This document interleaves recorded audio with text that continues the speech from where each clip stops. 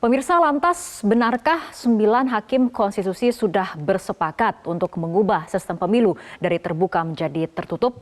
Lazimkah hakim memberi penilaian bahwa MK sebetulnya punya kewenangan untuk mengubah sistem pemilu sehingga perubahan sistem pemilu bukanlah open legal policy? Telah bersama kami Wasekjen Partai Nasdem, Dedi Ramanta, kuasa hukum pemohon uji materi sistem pemilu Sururudin, dan anggota Dewan Penasihat Perudem Titi Anggraini. Selamat malam Pak Dedi, Pak Sururudin, dan juga Mbak Titi. Selamat malam, Putri. Baik, pertanyaan pertama ke Mbak Titi terlebih dahulu. Apa yang disampaikan Hakim Konstitusi Arief Hidayat bahwa sistem pemilu bisa diubah dekat dengan proses pelaksanaan pemilu itu sendiri? Menurut Anda ini kode bukan sih bahwa perkara sistem pemilu akan diputus dalam waktu dekat? Ya, pertama Mbak Rara, ada yang harus diluruskan dari pernyataan Hakim Arief Hidayat ya, Profesor Arief Hidayat. Mahkamah Konstitusi tidak pernah mengubah sistem pemilu dari tertutup menjadi terbuka. Jadi sistem pemilu terbuka itu diperkenalkan oleh pembentuk undang-undang sejak pemilu 2004. Meskipun pemilu 2004 itu adalah sistem proporsional terbuka setengah tertutup. Karena untuk menjadi caleg terpilih harus memenuhi perolehan bilangan pembagi pemilih atau BPP 100%. Nah, untuk pemilu 2009 diterbitkanlah Undang-Undang Nomor 10 Tahun 2008 yang memperkenalkan sistem proporsional semi terbuka. Derajat terbukanya lebih tinggi daripada 2004, di mana kita bisa memilih caleg, tapi caleg terpilih itu harus memperoleh suara paling sedikit 30% dari BPP.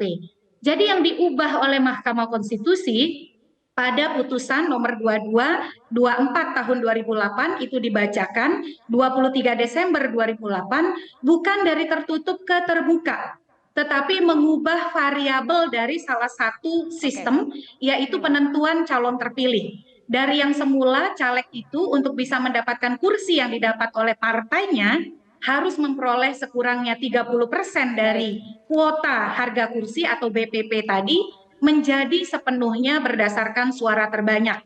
Jadi tidak pernah ada yang namanya Mahkamah Konstitusi mengubah sistem pemilu dari tertutup menjadi terbuka. Kalau Mahkamah Konstitusi mengubah pola keterpilihan caleg dari 30% BPP atau kuota harga satu kursi menjadi suara terbanyak, itu betul terjadi pada tahun 2008 melalui putusan nomor 2224 2008. Nah, jadi itu perlu diluruskan begitu. Jadi tidak pernah ada sistem pemilu terbuka yang diperkenalkan oleh Mahkamah Konstitusi. Nah, penentuan caleg terpilih itu salah satu variabel teknis dari sistem. Tapi dia bukan soal tertutup atau terbukanya begitu. Oke, baik. Mbak Sistem Titi, mengenai kita apakah selalu ini terbuka merupakan kode diperkenalkan oleh bahwa pembuat undang-undang. sistem pemilu ini akan diputus dalam waktu dekat?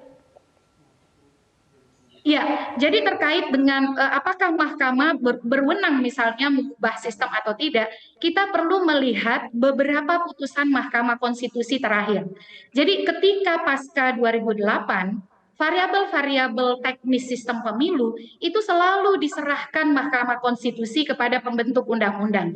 Sebut saja misalnya soal ambang batas pencalonan presiden. Itu variabel teknis pemilu, sistem pemilu. Yang kedua, ambang batas parlemen, itu juga variabel teknis sistem pemilu. Dan yang terakhir soal model keserentakan pemilu, itu juga variabel teknis sistem pemilu. Tetapi kalau terkait dengan misalnya perubahan sistem pemilu dari tertutup terbuka atau sebaliknya, itu tidak pernah diputuskan oleh Mahkamah Konstitusi. Nah, terkait dengan misalnya pertanyaan apakah itu dilakukan di 2024 atau 2009, ini tidak serta-merta bisa dimaknai Mahkamah ingin mengubah sistem. Karena ini berkaitan dengan implementasi tahapan pemilu yang sudah berjalan. Mahkamah memang di beberapa putusannya selalu mempertimbangkan tahapan pemilu. Jadi Mahkamah itu tidak pernah mengabaikan tahapan ketika dia ingin memutus sesuatu. Jadi saya melihat itu sebagai bagian dari exercise atau pendalaman Mahkamah untuk melihat sejauh mana proses pemilu 2024 sudah bergulir.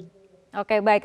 Kita ke Pak Dedi. Pak Dedi, tadi Mbak Titi sempat kemudian membahas mengenai perubahannya bukan sistem pemilunya tapi variabel teknis sistem pemilu. Tapi menurut Anda sendiri, apakah Anda membaca gelagat bahwa MK ini sudah punya preferensi tersendiri mengenai perkara ini?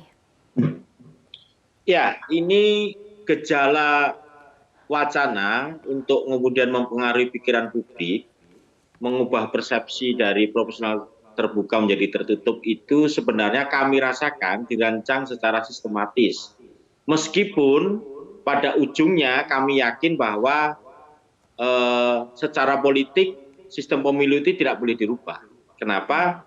Kalau kemudian atas alasan konstitusional, maka sesungguhnya kalau jika MK mengubah itu melakukan destabilisasi soal konstitusi.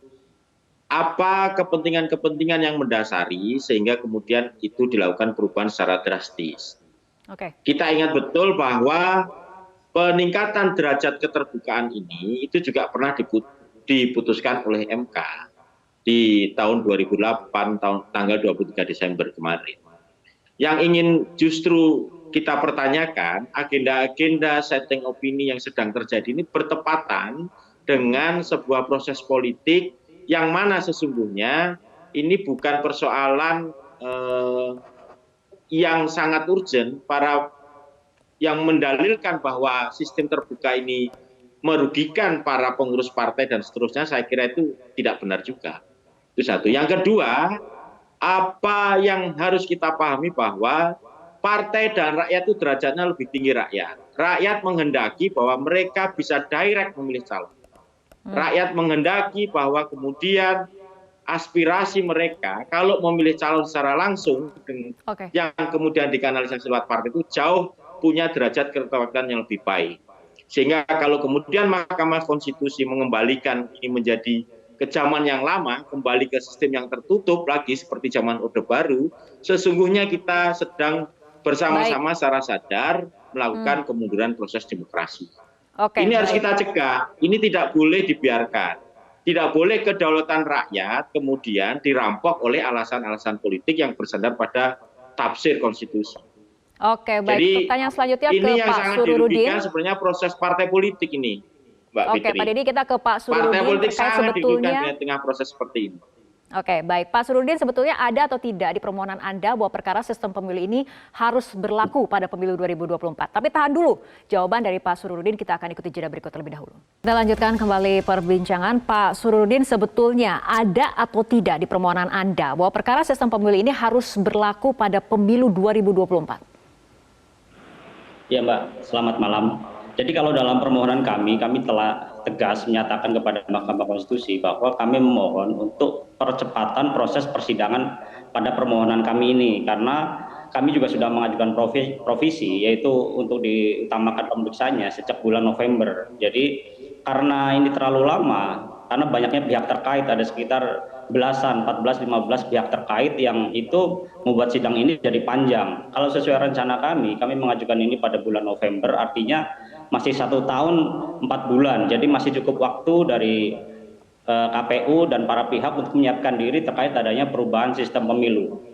Itu yang pertama. Yang kedua, terkait dengan permohonan kami, bahwa kami juga menyatakan bahwa pelaksanaan pemilu sistem tertutup bukan hanya bertentangan dengan konstitusi, yaitu banyaknya hal yang sangat dirugikan dengan adanya sistem pemilu dan menggunakan sistem pemilu terbuka pada tahun-tahun kemarin. Oleh karena itu, konstitusi sendiri telah memerintahkan kepada kita sesuai pasal 22E ayat 3 bahwa pemilu sistem DPR ini dipilih oleh partai politik.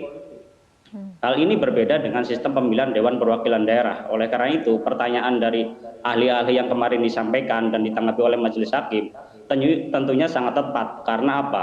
Itu sesuai dengan permohonan kami dan sesuai dengan perkembangan dari hasil-hasil pemilu sampai dengan pada saat ini, di mana itu perlu ada koreksi dan evaluasi terhadap pelaksanaan pemilu yang telah berlangsung selama 3-4 kali menggunakan sistem terbuka. Oleh karena itu, MK dalam beberapa kajiannya dan menanyakan juga kepada para ahli, baik yang dilakukan oleh ahli yang kami ajukan dari pemohon maupun pihak terkait, bagaimana kemungkinan untuk diputuskan pada saat ini. Karena menurut saya pada saat pemilu 2008 itu diputuskan pada tanggal 23 Desember 2008, sementara pemilu itu bulan April tahun 2009, jadi sekitar 4 bulan juga. Dan menurut saya permohonan kami lebih masuk akal karena diajukan jauh-jauh hari sebelum pelaksanaan pemilu pada tahun 2024, yaitu bulan Februari. Apabila kita bandingkan pada saat pemilu 2008 itu lebih sangat mendesak. Jadi para pendapat yang menyatakan bahwa permohonan kami sangat mendesak untuk mengubah sistem pemilu dalam waktu yang pendek, menurut saya itu tidak sesuai dengan fakta dan data yang diajukan dalam perubahan tahun 2008 sebelum. Baik, oke Mbak Titi, tapi apakah apple to apple Ya. membandingkan kondisi pada tahun 2008 dengan saat ini? Nah, ini yang harus diluruskan ya, itu yang tidak tepat membandingkan putusan tahun 2008 dengan apa yang berproses hari ini. Jadi 2008 itu sekali lagi soal penentuan caleg terpilih. Dia tidak mengubah sistem. Sistemnya tetap proporsional terbuka dari yang semi terbuka menjadi sepenuhnya terbuka karena berdasarkan suara terbanyak. Dari 30% BPP menjadi suara terbanyak.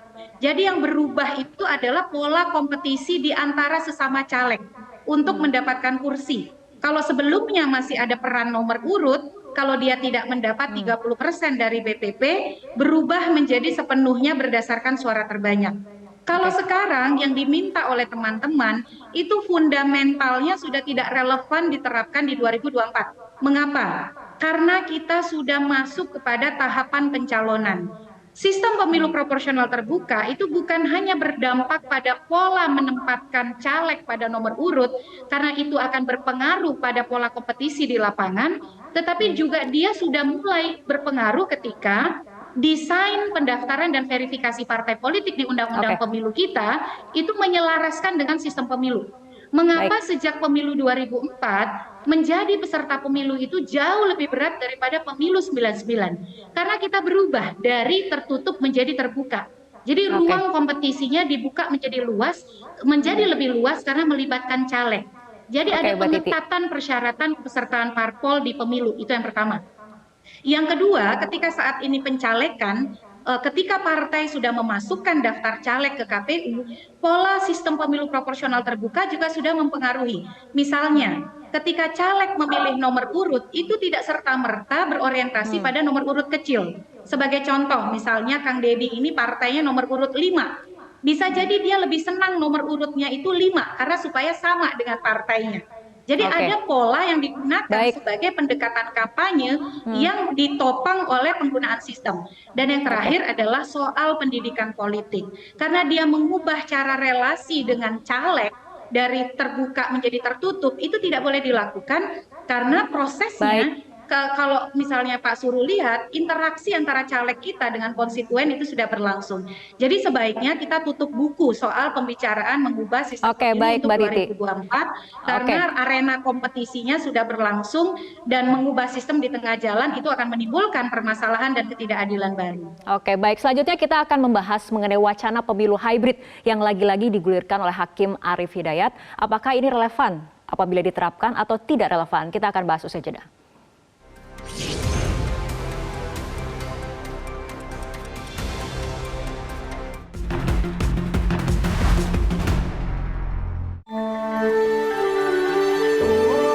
Pemirsa, kita akan lanjutkan kembali perbincangan Pak Deddy mengenai wacana pemilu hybrid yang lagi-lagi digulirkan oleh Hakim Arief Hidayat. Relevan atau tidak bila diterapkan? Pertama saya ingin koreksi bahwa apa yang dikatakan tadi, Hakim MK tadi, pendapat saya adalah beliau ini mengkaburkan fakta yang terjadi. Sesungguhnya MK tidak pernah mengubah sistem pemilu. MK atas putusan di 2008 kemarin justru menaikkan derajat bagaimana keterwakilan, tata cara kemudian terpilih wakil dalam proses pemilihan itu. Jangan sampai kemudian proses-proses persidangan di MK ini membuat apa yang sedang dilakukan oleh partai politik itu kemudian menjadi terganggu. Ini kalau kemudian tidak diluruskan, maka seluruh saya kira caleg-caleg di partai politik ini sedang berpikir bahwa atas apa yang sedang terjadi di MK itu seolah-olah sistem pemilu menjadi tertutup. Saya katakan salah besar. Proses pencalonan yang hari ini dilakukan oleh partai politik itu menganut sistem pemilu proporsional terbuka. Sehingga kalau upaya-upaya yang kemudian sedang terjadi untuk melemahkan partai politik dalam melakukan rekrutmen, membuka dirinya, mendekatkan wakilnya dengan para konstituen, dengan model sistem yang sekarang ada, itu jangan diganggu. Kami ini merasa bahwa upaya-upaya yang terjadi bagaimana kemudian mempengaruhi opini di rakyat bawah dan seterusnya, bahwa pemilu menjadi tertutup, pemilu tertutup. Ini yang harus diluruskan, saya kira. Kita di sistem pemilu yang sekarang terjadi, itu saya kira satu potret yang pas. Makin ke sini, derajat keterwakilan partai politik melalui calonnya itu, rakyat makin mudah untuk kemudian memilihnya. Kalau diubah-ubah lagi, kita tidak pernah menemukan bentuk yang pas untuk kemudian menghasilkan wakil rakyat yang qualified. Baik. Sesungguhnya problem kita ini bukan di sistem pemilu. Bagaimana kemudian setelah pemilu, kualitas dari kemudian hasil pemilu itu menjadi jauh lebih baik. Justru di situ yang menjadi masalah, bukan pada soal sistemnya. Baik. Saya kira begitu. Kita kembali ke Pak Surudin. Kembali, ini yang merupakan salah satu yang menjadi sorotan adalah tadi yang dikatakan mengenai wacana sistem pemilu hybrid atau campuran. Apakah ini juga bagian dari permohonan Anda? Jadi kalau sistem pemilu secara hibrid ini merupakan kajian terakhir atau terbaru dari perkembangan permohonan yang kami ajukan. Sebenarnya kami secara ketat meminta bahwa pemilu ini menggunakan sistem tertutup karena itu merupakan perintah dari konstitusi sesuai pasal 22 ayat 3 mengenai pemilihan DPR untuk membedakan dengan pemilihan Dewan Perwakilan Daerah. Mana sistem pemilu hibrid ini merupakan diskusi bersama antara ahli, kami pemohon, dan kemarin juga diajukan oleh para hakim di mahkamah menyatakan bahwa ini ada sebuah tawaran baru, apakah mungkin pemilu tertutup dan terbuka ini diterapkan secara campuran di Indonesia, karena ada contoh kemarin sebagaimana terungkap di persidangan, yaitu ada di Skotlandia, bahwa sistem pemilu itu juga bisa campuran hari ini mengingat dengan lokasi koordinasi kosmologi masyarakat, ya kan, luasnya wilayah dan aneka macam kebutuhan atau biaya-biaya agar ini lebih memudahkan masyarakat juga. Jadi ini sebagai jalan tengah, bukan tertutup, bukan terbuka. Jadi sebagaimana pemilu yang digunakan sebelum ada putusan tahun 2008, yaitu terbuka atau tertutup juga. Jadi menurut saya ini sebagai solusi jalan tengah untuk pemilu yang sesuai dengan konstitusi kita, begitu. Mbak Titi, apakah Anda sepakat ini solusi jalan tengah? Iya, jadi pernyataan Pak Sururudin tadi sama dengan menyatakan bahwa konstitusionalitas sistem itu bukan ranahnya MK. Dia masih bisa diperdebatkan soal pilihan-pilihan sistemnya karena masih membuka alternatif. Jadi serahkan saja pada pembentuk undang-undang. Karena kan awalnya Pak Suruni minta yang konstitusional hanya yang tertutup. Tapi sekarang bicara bahwa hybrid system atau MMP, multi-member proporsional, itu bisa jadi alternatif win-win solution. Nah, ruang itu bukan di Mahkamah Konstitusi. Karena ternyata pilihan sistem itu bisa beragam, bisa lebih dari satu. Makanya ketika kita bicara konteks Indonesia, ruang itu akan terbuka ketika pembentuk undang-undang yang memutuskan. Mahkamah Konstitusi perlu memberi panduan. Panduannya apa? Bahwa sistem pemilu harus memperkuat demokrasi, representasi, lalu kemudian efektivitas pemerintahan. Nah, yang itu yang dibutuhkan oleh dari Mahkamah Konstitusi, bukan kemudian limitasi pada sistem yang konstitusional itu adalah yang A, yang B, yang C. Nah, itu yang mestinya memang lebih tepat diperankan oleh Mahkamah Konstitusi, memberikan guidance pada pembentuk undang-undang. Karena sejatinya ranah penentuan sistem pemilu dalam sistem hukum kita itu adalah kewenangan dari pembentuk undang-undang atau yang disebut dengan kebijakan hukum terbuka atau open legal policy. Baik, ke Pak Dedi. Pak Dedi, jika nantinya akan ada perubahan sistem pemilu, baik itu terbuka menjadi tertutup atau pilihannya merupakan hybrid, skenario apa yang disiapkan oleh Parpol ataupun dari Nasdem sendiri? Partai Nasdem saat ini dan akan terus menjaga sistem pemilu ini proporsional terbuka. Kami Partai Nasdem meyakini dengan sistem inilah kita mendapatkan wakil yang punya derajat kedekatan lebih baik dibanding sistem pemilu tertutup. Jadi kami Partai Nasdem dengan segala daya upaya memastikan kepada para caleg yang hari ini mendaftar di Partai Nasdem dan akan didaftarkan bahwa sekarang prosesnya adalah sistem terbuka. Segala hal yang menyangkut kajian, baik itu kebaikan dan kelemahan sistem pemilu, hendaknya dilakukan setelah proses pemilu itu selesai. Agar apa? Agar proses politik dan bekerjanya demokrasi dan sistem pemilu itu fair. Di tengah proses, janganlah kemudian norma diganti, proses diubah, itu membuat demokrasi kita makin tidak pernah menuju pada hal yang kita idam-idamkan, yaitu jujur, adil, dan juga kemudian fair. Saya kira itu yang ingin kami tekankan. Nasdem berupaya keras dan akan menjaga proses ini sesuai dengan apa yang sudah digariskan dalam Undang-Undang Pemilu sekarang. Baik, terima kasih Pak Dedi, Mbak Titi, dan juga Pak Surudin telah berbincang bersama kami malam hari ini dalam Prime Time News.